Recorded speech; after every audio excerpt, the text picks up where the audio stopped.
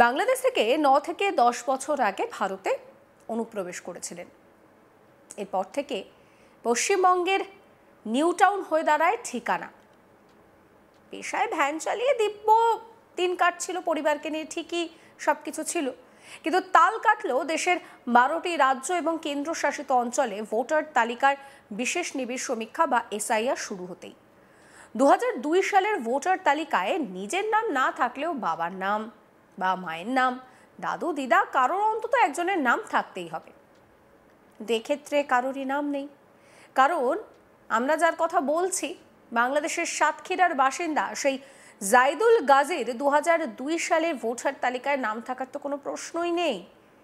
তাই অগত্যা মানে হাকিমপুর সীমান্তের চেকপোস্টে হাজির হয়েছেন পরিবারকে নিয়ে। এবার নিজের দেশে ফিরে যাওয়ার পালা, অর্থাৎ বাংলাদেশে ফিরে যাওয়ার পালা। কলকাতার উপকণ্ঠে এই এলাকায় জাইদুলের মতো অনেকেই ঝুপড়িতে থাকেন, ভ্যান চালিয়ে ইটভাটার কাজ করে সংসার চালান এরা।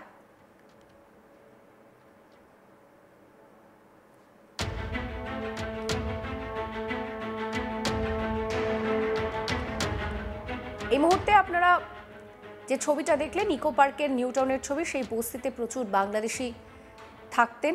এই যে আপনারা দেখতে পাচ্ছেন, এখানে কিন্তু প্রচুর মানুষ অবৈধভাবে কাঁটাতার পার করে এখানে এসে দিব্য সংসার করছিলেন। আর যেই এসআইআর শুরু হয়েছে তারা মানে কেটে পড়েছেন, তারা আবারও বাংলাদেশে ফিরে যাচ্ছেন। হাকিমপুর চেকপোস্টের ছবিও আপনাদেরকে দেখাবো, যেখানে দেখতে পাচ্ছেন এখানেও কিন্তু সেই একইভাবে বাংলাদেশে অনুপ্রবেশকারীদের এই মুহূর্তে বাংলাদেশে যাওয়ার হিড়িক পড়ে গিয়েছে। এই মানুষগুলোকে দেখছেন, এরা কিন্তু মোটামুটি পশ্চিমবঙ্গে রুজিরুটি কিভাবে নির্বাহ করতে হয় সেই পথটাও খুঁজে নিয়েছিলেন। তারা কেউ হয়তো ভ্যান চালাতেন, কেউ কারোর বাড়িতে পরিচারক পরিচারিকার কাজ করছিলেন, এইভাবেই তারা কিন্তু তাদের দিন কাটাচ্ছিলেন। কিন্তু এসআইআর চালু হতেই এবার বড় সড় বিপত্তি, তারা আবারও বাংলাদেশে ফিরে যাচ্ছেন।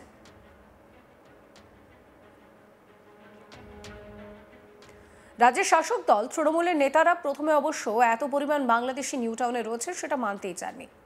বাংলার অনেক মিডিয়াও সেটা প্রচার করেছিল, পরে হয়তো সেই সব মিডিয়া ভুল স্বীকার করে ক্ষমাও চেয়েছে। কিন্তু আমরা আজ তাক বাংলা প্রথমে সরজমিনে এলাকায় গিয়ে স্থানীয়দের বক্তব্য তুলে ধরেছিলাম যে নিউ টাউনের ওই ঝুপড়িগুলোতে প্রচুর বাংলাদেশি অনুপ্রবেশকারীর বাস, যদিও এখন সেই সমস্ত ঝুপড়িগুলো তালাবন্ধ। সকলেই যেন রাতারাতি উধাও হয়ে গিয়েছেন। বসিরহাট মহকুমার বিথারি হাকিমপুর গ্রাম পঞ্চায়েতের হাকিমপুর চেকপোস্টে রাজ্যে এসআইআর শুরু হতেই বাংলাদেশি অনুপ্রবেশকারীদের দেশে ফিরে যাওয়ার হিড়িক পড়ে গিয়েছে। তবে অনেকেই জানাচ্ছেন বিনা পাসপোর্টেই তারা ভারতে অনুপ্রবেশ করেছেন, তারা ভুল করেছেন, এইভাবে অবৈধভাবে তারা ঢুকতে চাননি। অনেকে আবার বলছেন যে তারা আর ভারতে ফিরতে চান না। এবার আপনাদেরকে শোনাবো এই সাতক্ষীরার বাসিন্দা জাইদুল গাজী কি বলছেন।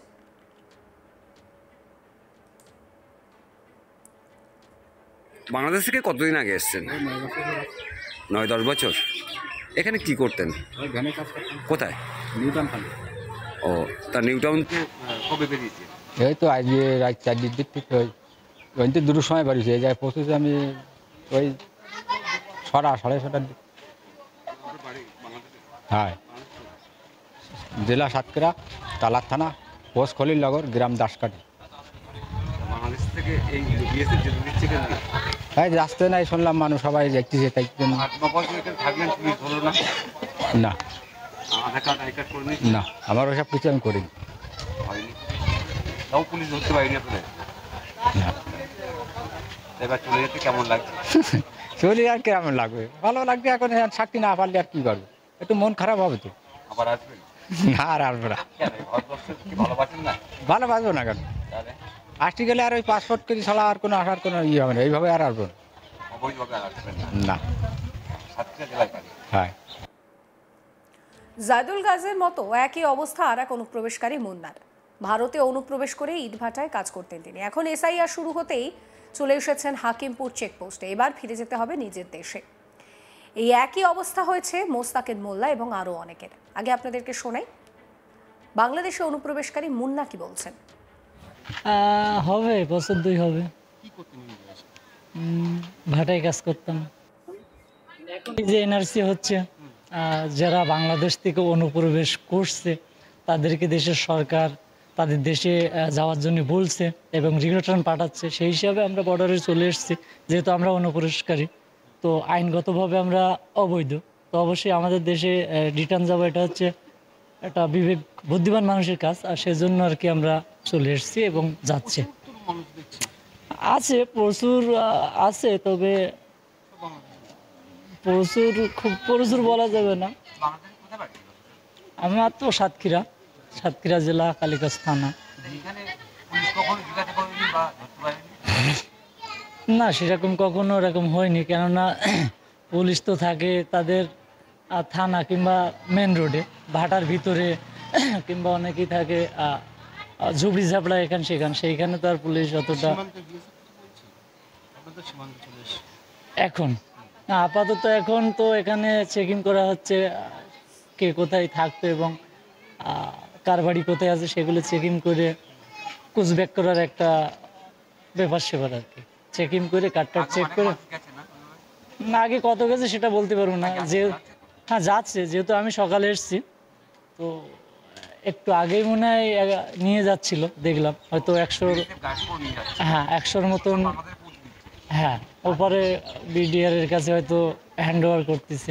এই হচ্ছে সেটা সঠিক বলতে পারবো না, ওরকম 100 মতো হবে শুনছিলাম। ওই ক্যাম্পে নিয়ে গেছে, ওখান থেকে হয়তো তারপরে বাংলাদেশে ট্রান্সফার করে। আপনাদেরকে শোনাবো মোস্তাকিন মোল্লা, তিনিও একজন বাংলাদেশি অনুপ্রবেশকারী। তিনি কি বলছেন? খুলনা জেলা কোথায় গেছে? কলকাতায়, ওখানে এই কাজ করতাম। এখন কোথায় যাচ্ছে? এখন দেশে যাচ্ছি, বাংলাদেশ। এখন এখানে ছিলাম বহুত দিন ধরে, এখন তো আপনার যাই হোক একটা ঝামেলা হয়েছে, আপনার ঘাটটা খুলে দিয়েছে, এই জন্য আমরা অনেকটা আসান পেয়েছি। তা আমাদের সবাইকে ধন্যবাদ, আমাদের সুসংবাদে সবাইকে পাঠানোর জন্য অনেক ধন্যবাদ। আরেক বাংলাদেশি অনুপ্রবেশকারী কি বলছেন শোনাবো। আমরা কলকাতা থেকে। কোথায় ছিলেন? কলকাতায় ছিলাম, কোথায় যাবেন এখন? এখন বাংলাদেশে যাচ্ছে। কেন এটা ছেড়ে চলে যাচ্ছেন? ওই আমাদের একটু বাড়িতে যাচ্ছে, আমরা চলে যাচ্ছে এক কথা। কতদিন আগে এসছেন? আমি তো প্রায় 7 বছর। আধার কার্ড ফার্ড সব আছে? আমরা ওই প্রয়োজনের জন্য হয়তো কিছু করতে হয়েছে না। এরা সবাই কিন্তু মোটের ওপরে এখানেই থাকছিলেন, কিন্তু এসআইআর হতেই বিপত্তি বাধে। আরেক বাংলাদেশি অনুপ্রবেশকারী কি বলছেন শোনাবো। আপনারা কোথায় থাকতেন? আমরা ওই হাওড়ার বাটায় গেছিলাম, বাটার থেকে আবার এসে পড়েছি। আপনাদের বাড়ি কোথায়? বাংলাদেশ। এখানে কি করছেন বর্ডারে? বর্ডারে বাড়ি যাবো দেখে আইছি। কতদিন আগে এসেছিলেন এখানে? এই তো আইছি 1 ঘন্টা খানি আগে। দাঁড়ান, এসেছিলেন? এই 5-6 মাস হবে। বাংলাদেশে যাচ্ছেন কেন আবার? এইটা আপনার সরকার বাঙালি করে খেতে দিচ্ছে, লাতি দিয়ে, আর পুলিশের রাস্তায় নিচের টাকা, এই তো ডাকাতি, গরিবের বাস দেবে ঠাস করে। এইটা এই ভিডিও সম্পর্কে আপনাদের মতামত জানাবেন। সমস্ত খবরের আপডেটের জন্য চ্যানেলটিকে সাবস্ক্রাইব করতে ভুলবেন না।